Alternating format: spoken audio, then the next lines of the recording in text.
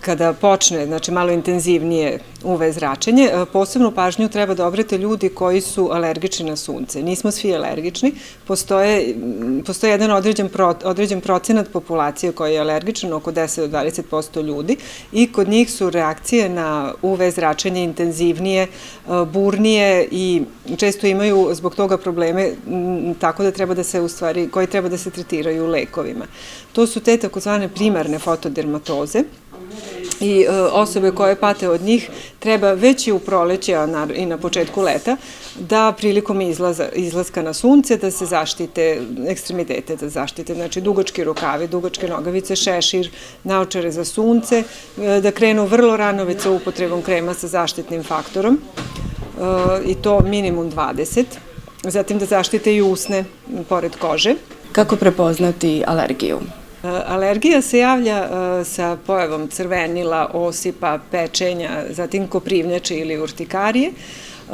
U većini slučajeva dovoljno je da se tretira sa hladnim oblozima, eventualno nekom kremom na bazi aloe, na primjer.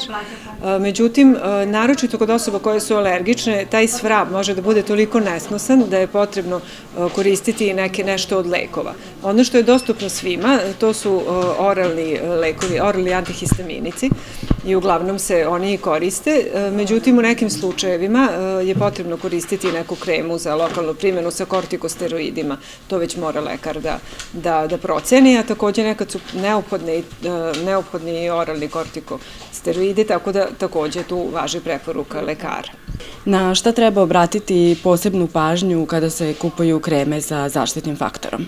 Kada kupujemo kremu sa zaštitnim faktorom, moramo da obratimo pažnju da u stvari danas je potrebno da taj faktor bude minimum 20. Naročito, ponavljam, osobe koje su alergične na sunce moraju da koriste taj zaštitni faktor, ne samo za kožu, nego i za usne, znači u stikovima za usne.